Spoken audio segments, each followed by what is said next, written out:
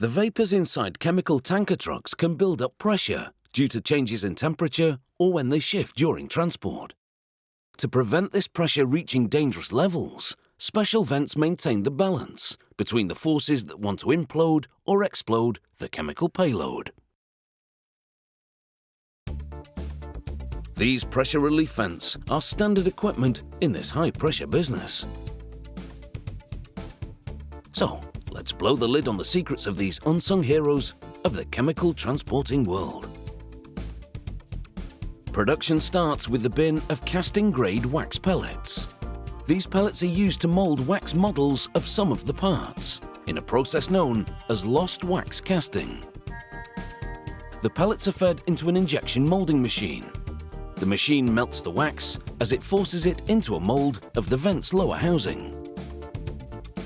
The wax then cools and solidifies. 4 of the models are then fused to a wax tree stand and are left to cure for a couple of hours. Then, a metal rod molded into the center of the wax tree is used to dip the mold into a spinning ceramic slurry. The wax models are now removed and twirled in order to drain off the excess ceramic. This is the first of several ceramic coatings. Between coatings, silica sand is applied to the wet ceramic. In this chamber, the sand rains down onto the ceramic, creating a stucco effect. By building up layers that are progressively more coarse, a ceramic shell with the desired thickness and strength is created.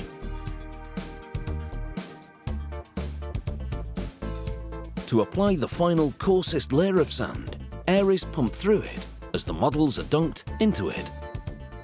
This ensures a uniform coverage of the heavier sand. The forms are now baked to melt the wax and harden the ceramic, creating a shell. Next, red-hot molten steel is poured into a ladle. The ceramic shells are then removed from the oven, which has heated them to more than 1,600 degrees Celsius. The hot steel is now poured into the shells through an opening in the wax tree.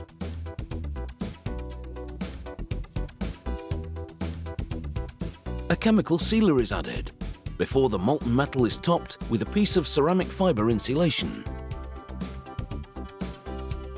The castings are then left to cure.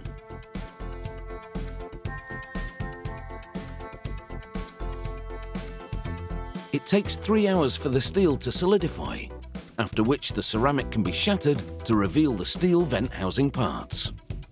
The parts are removed from the tree using a circular saw, before any ceramic residue is cleaned off. 15 computer-driven tools are required to machine the pressure vent housing part to precise measurements.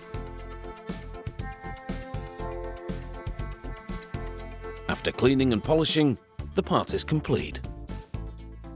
It's time for assembly, starting with the top of the pressure vent. A large spring is inserted to aid the pressure relief action. A metal plate is then added, which will act as a seal between the upper and lower parts of the vent. The lower vent housing is then positioned on top of the plate. The assembly is now placed under a hydraulic ram. The ram presses the lower housing, the sealer plate, and the spring to a specific tension. The lower housing is then screwed to the top of the vent. A metal ring inscribed with the vent's model number and flow rate is now added and riveted down. The chemical tank pressure vent is now complete and ready to be put to the test. The technician screws it to the test stand. The system forces compressed air into the vent to confirm that it works at the desired settings. Once approved, a weather cover is attached to the vent. A laser is used to etch the serial number into the unit to allow the vent to be tracked if needed. Now complete, this vent is ready to prevent any hazardous situations. Although sadly, it won't stop the driver blowing his top if he gets stuck in traffic.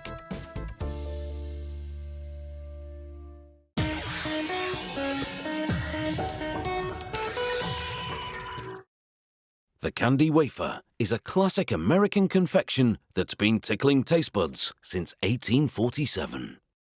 These thin featherweight discs of sugary candy are softer and faster dissolving than a hard candy, which gives them, of course, that classic melt-in-the-mouth effect. These candy wafers come in 8 flavours. The original roll has a random assortment of 38 pieces. So, if like me you're really picky, you can choose a roll that has more of your favourite flavours. The factory makes one flavour at a time. The first step is to add a blend of food colouring and flavouring to powdered sugar.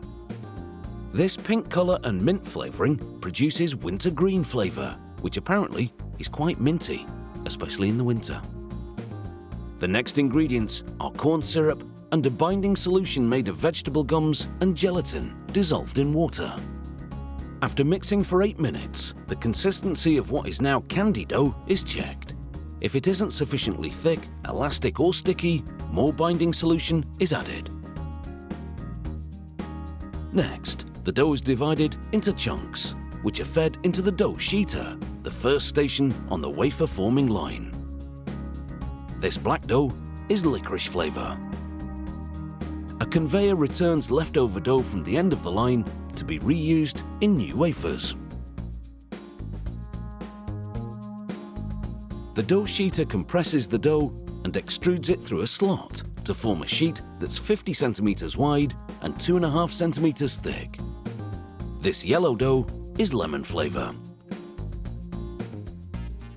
A steady sprinkling of cornstarch prevents the sheet from sticking to the equipment, as rollers compress and stretch the dough until the sheet is just 3 millimeters thick. The next station stamps on the company logo before cutting out the wafers. The cutter moves up and down 180 times per minute, and the freshly cut wafers fall onto a conveyor belt below. This ferries the wafers to a multi-level tunnel dryer. Over the course of an hour, they'll pass through the dryer 13 times, a total distance of 18 meters.